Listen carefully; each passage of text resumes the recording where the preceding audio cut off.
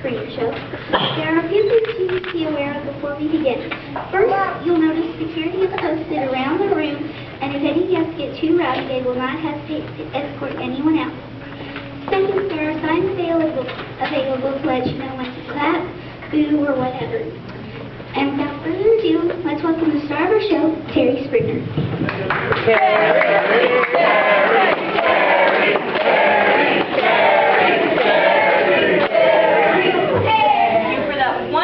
Greeting and welcome to another installment of the Terry Springer Show. We have some legendary guests tonight with stories to tell. They tell us you shouldn't believe everything you hear. Our guests here are here to tell the real story behind the fairy tale. Our first guest is best known for escaping her wicked stepmother and living with 7 dwarfs. Please welcome Snow White to the show.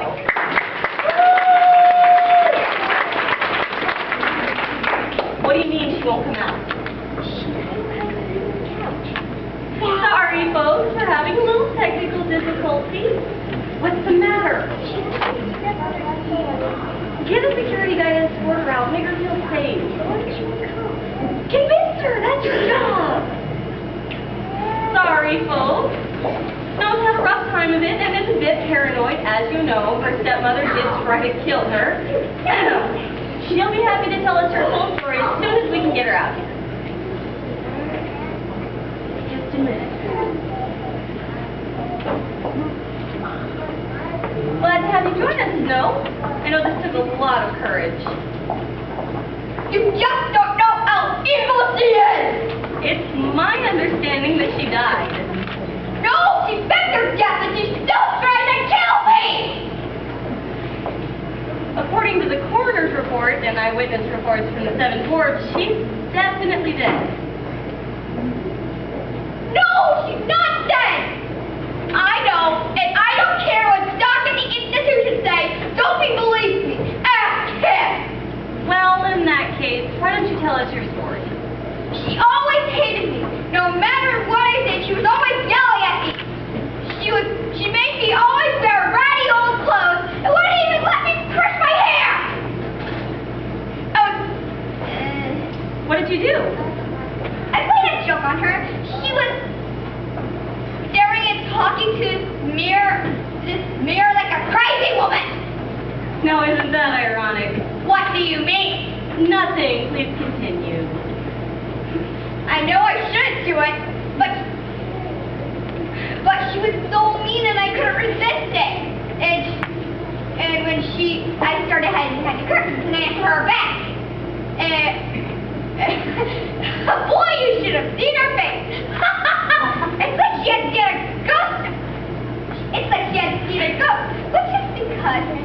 Which is funny because it's really funny. And you were the voice in the mirror? Yes. She would always say, "Who's the fairest?" And I would tell her it was her, hoping it would make her nicer, but it didn't. I got annoyed, so I finally told her it was me. You shouldn't.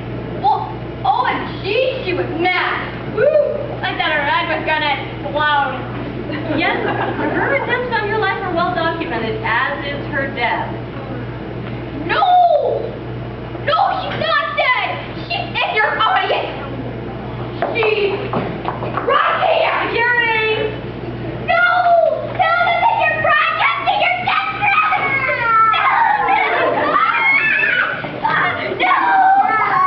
Oh, I'm so sorry! I had no idea Snow was so unstable. No harm done, so no reason to sue. Maybe we should move on to our next guest. He's here to discuss the tragedy that took beloved political activist Humpty Dumpty from us. Please welcome Peter Piper to the show.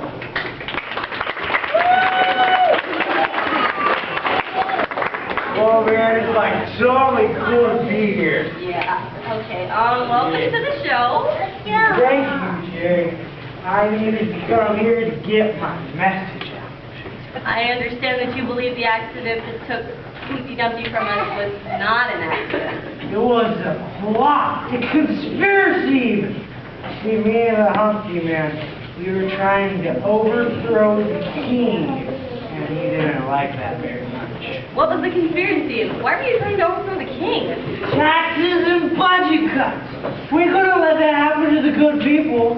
It was a new fairy tale tax.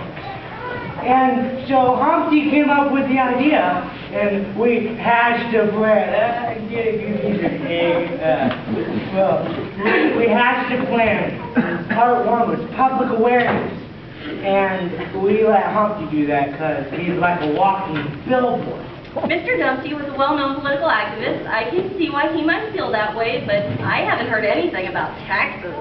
Well, it's because the king won't let you hear. I mean, seriously, we had Humpty up on that wall. Good. It took us half the night. It was me, like 6 other people, 2 dogs, and a cow. And it was a cow catastrophe, let me tell you that. You can't believe everything you read, Gary. I mean, seriously.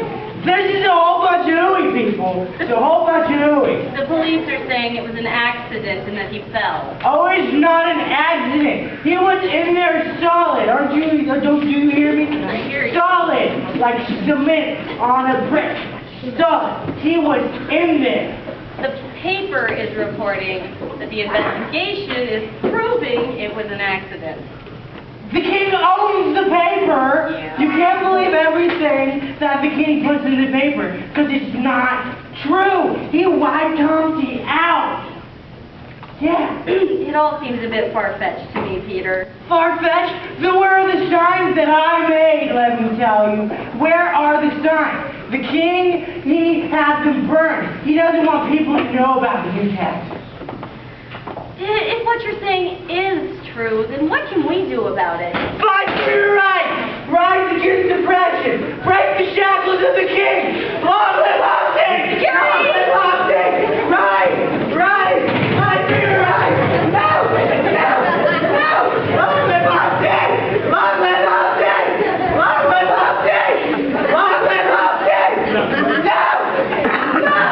Well, wasn't that interesting? We're moving on. Our next guest is here to talk about the dangers of prolonged exposure to magic. I wonder if that's what happened to Peter. Please welcome the fairy godmother to the show. How did I get here? You flew in a little while ago, don't you remember? No, I can't remember. I have to find my wand and my glasses. Have you seen them? Your glasses are on your head. What? Oh, why thank you, dear. Now why am I here exactly? You're here to talk about the dangers of prolonged exposure to magic. Don't you remember? No, I can't remember, but you know, you might be right. It's just so I don't know, you know? I'm all in a tizzy. I can't. Have you seen my wand? No. Wow, it sounds as if magic is having a terrible effect on you. What? Magic? A terrible effect, you say? Well, it's possible. I found my hot rollers in the fridge the other day, and my bagels under the sink. And, you know, I turned my cat into a frog. Have you ever heard of frogs meow? Terribly unnerving, and I can't seem to change it back. No, I can't say I've ever heard a frog meow. What other effects have you seen from your use of magic? I have to find my wand. Have you seen a wand, lately? No. But I have to find it. Otherwise, how will I get Cinderella the ball? I can't sew. How am I supposed to make a ball gown? And, you know, she can't wear those rags to the ball. The prince won't even notice her. I certainly can't pack her there on my back either. Godmother, you already sent Cinderella to the ball. No, I think you're confused. I'm the confused one. Yes, she's already been to the ball. She's danced with the prince. No. She's here on our show today. She's our next guest. And I can't wait till she's out here. I just have to find that wand. I wish I'd turned my cat into a dog instead. Then she could fetch it for me. Here, Wandy. Here, little wand. Have you seen a wand? I told you I haven't. Yes. Are you sure? I'm positive. I have to find it. I'll be demoted to Tooth Fairy without it. I don't want to collect a bunch of rotten teeth. I want to turn coaches and pumpkins into coaches. Why would I turn a coach into a pumpkin? That makes no sense. Oh, you really are, Ellen, aren't you? A little. I'm gonna check the freezer, okay? Uh-huh. You know what a freezer's at? I said I do. Well, I guess the fairy godmother did show us the dangers of prolonged exposure to magic, but it can be helpful too. Our next guest is here to show us exactly how helpful magic can be. Would you please welcome Cinderella to the show?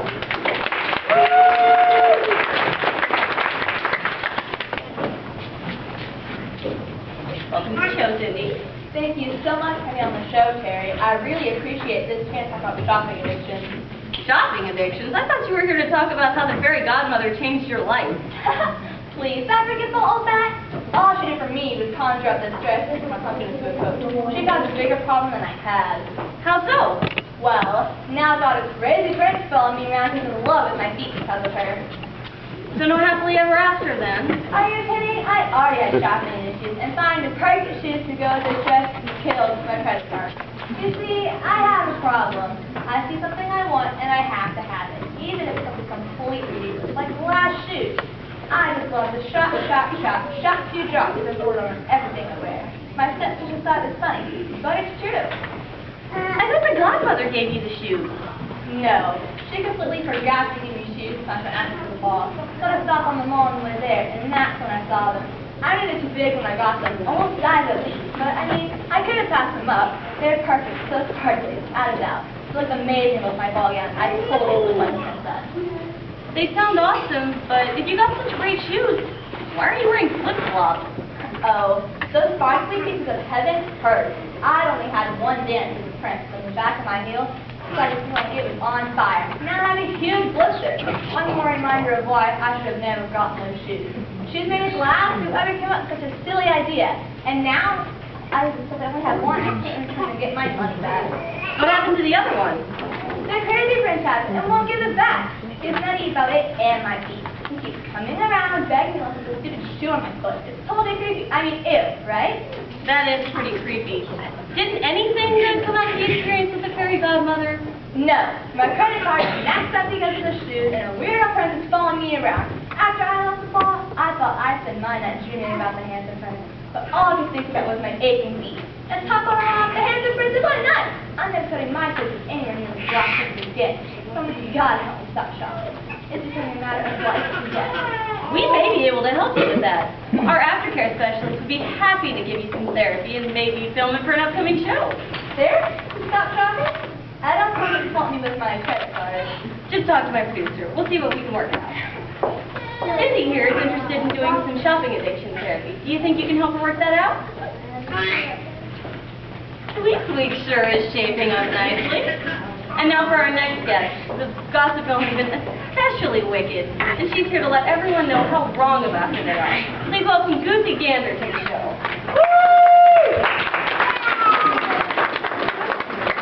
Welcome to the show, Goosey. I understand you've been the victim of vicious gossip. Oh, Terry, it's been just awful. Our whole town has gone stark raving mad, and it's all because of Chicken Little. For our guests, why don't you explain the whole story? Gossip and rumors have turned the whole town into chaos. What kind of people actually believe that the sky is falling?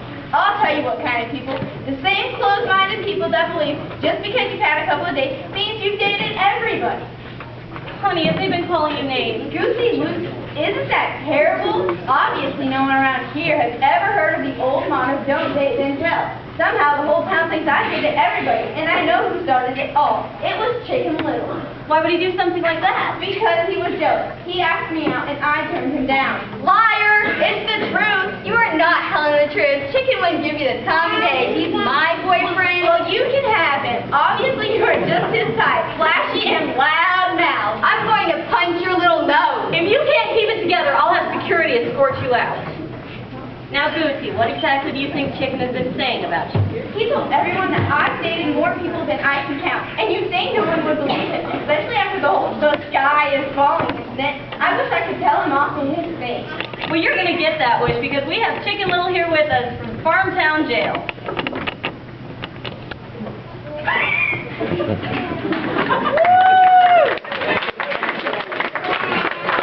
Thanks for joining us, Chicken. Goosey here has made some vicious accusations against you. What do you have to say? It's all a lie. I never said anything about her that wasn't true. Besides, I prefer my girls to have a little more class. He's fibbing. He did ask me out, and when I said no, he got jealous and started spreading rumors about me. No, you are the fibber. Chicken would never ask you out, especially when he's already going out with me. You can have him. Okay? You know what? Oh yeah? Not only did he ask me out, he has to have half the girls cheerleaders too. I'm going to make you eat those words. Bring it on! Security!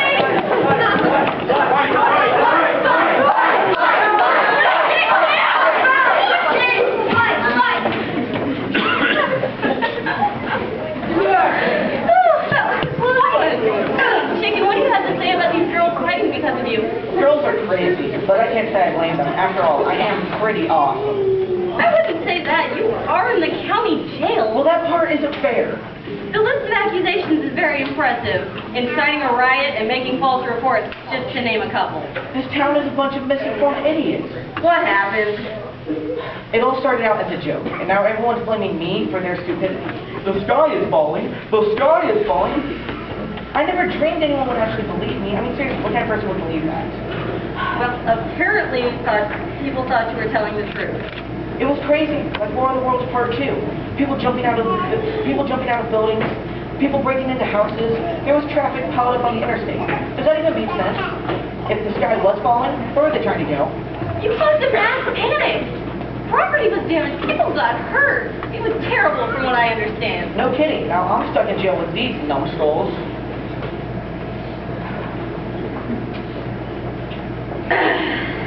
Hey,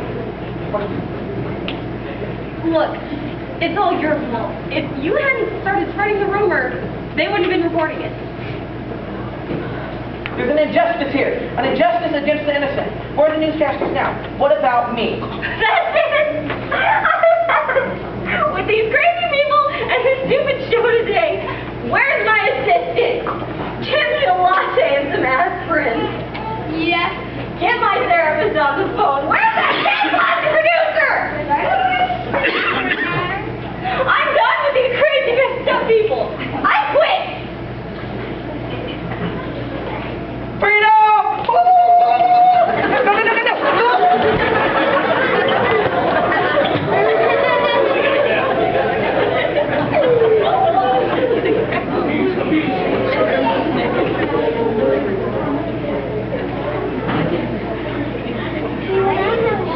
A 15-minute intermission. You feel free to visit the refreshment stand, the restroom, and enjoy the entertainment.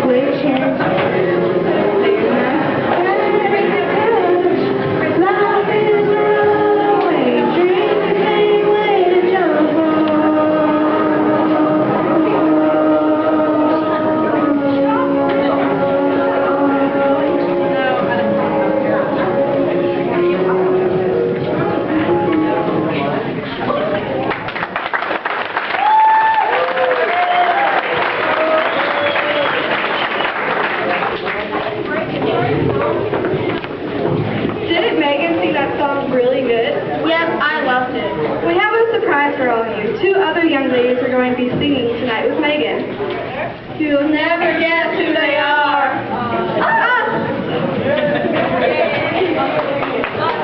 We're singing a song called Love Story by Taylor Swift. Hope you enjoy it.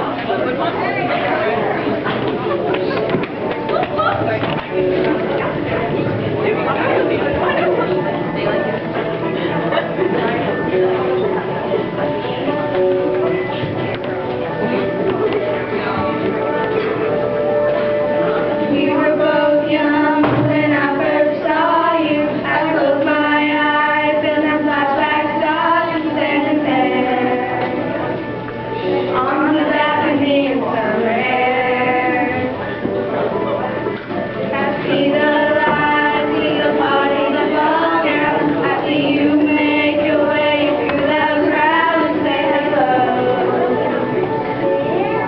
Little did I know you were Romeo, you were throwing pills, and my daddy said stay away from Juliet. You were everything to me, and I would say, please don't go. And I said, Romeo, save me, somewhere we can be alone. I'll be waiting, all this has to do is run. You'll be the prince, and I'll be the princess. It's a love story, baby, just say yes. So I sneak out to the garden to see you. We keep quiet 'cause we're dead if we do, so close your eyes. Escape this town for a little while. Oh, when you were Romeo, got this letter, and my daddy said stay away from Juliet. You were everything to me, I'm begging you, please don't go. And I said, Romeo, save me, somewhere we can be alone. I'll be waiting, all you have to do is run. You'll be the prince, and I'll be the princess. It's a love story, baby, just say yes. Romeo, save me, just try to tell me how to feel. This life is difficult, but it's a real. Don't be afraid, we'll make it out of this mess. It's a love story, baby, just say yes.